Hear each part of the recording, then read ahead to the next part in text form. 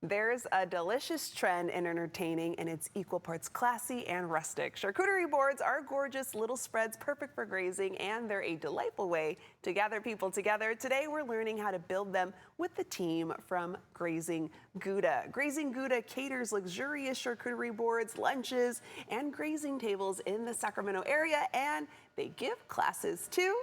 Let's welcome Marina Volkovas. Hello, Marina. Thanks for joining us. Hi, thanks for having me. Yes, I've been wanting to graze at these delicious boards that you brought in today. We're in the right place. Yes. So tell us a little bit more about Grazing Gouda. Yeah, Grazing Gouda has been around for about almost 6 years. We started off with little charcuterie boxes, and we've expanded from there. We do a lot of different catering options.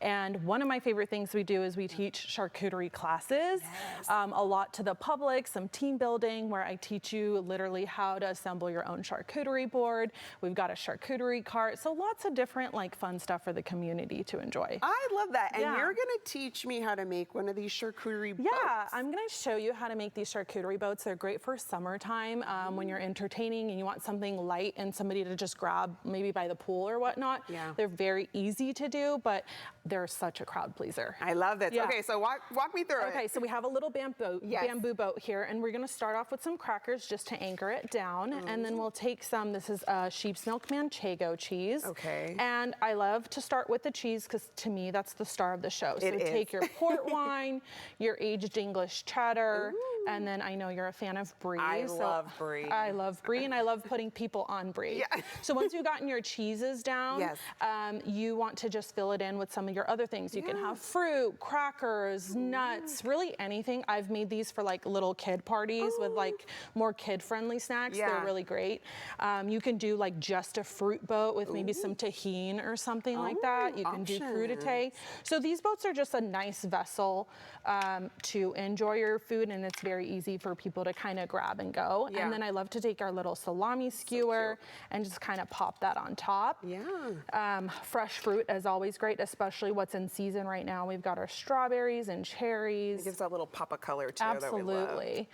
And like you said, we'll do a little cherry on top to make it oh, my pop. cherry's We gone do have rogue. a lot of ingredients, and I love just to add a little fresh sprig of rosemary. You can do some edible flowers, anything like that to really just make it pop. And that took us maybe a minute or so, but quick. Look at how gorgeous that looks, and it's such just a crowd pleaser, but people want to just look at it first before they actually Well, taste you're such it. a good teacher because I've tried charcuterie boards before in the past, Marina, and sometimes it can be a little bit overwhelming. Absolutely. Yeah. If you looked at that, I wouldn't even know how to start either. But I always say start with the smaller ingredients. So we know we need cheese, crackers, meat, and maybe some fruit in our fridge or whatever you have on hand.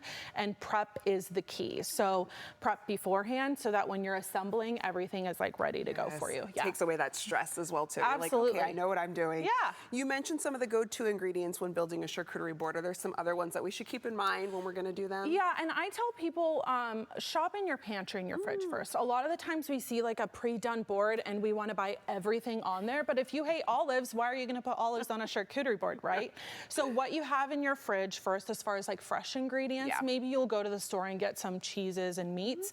But we probably have crackers and nuts and some sort of jam or honey at home. Yeah. So it can be a little less overwhelming, and just grab a few things first to start and then expand from there. Yes, and then before we let you go, so you do the charcuterie boats. Walk us through what else people can get when they come to Grazing Gouda. Yeah, we have a lot of different pasta salads, lunches, sandwiches. We do a charcuterie cart, which is our newest offering where people can pick and choose what they want, and we make their boards right in front of them. So that's a lot of fun.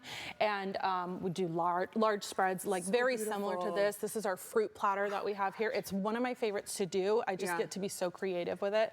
So I love it. And then when people look at it, they're just super happy to dive in. I don't know. I mean, if I brought this to a party, I think I would be the party starter with all of this that you brought us today. Totally. Yeah, well, again, you give options. You can purchase these amazing boards that you offer. You can also make some as well too. You're giving us the steps to do it all right. Yeah, everything they can just, order on our website directly, or if we want more like catering options, just, fill out our inquiry form online. But it's absolutely my passion, and I love introducing people to this type of engagement, as far as it's not just a food item.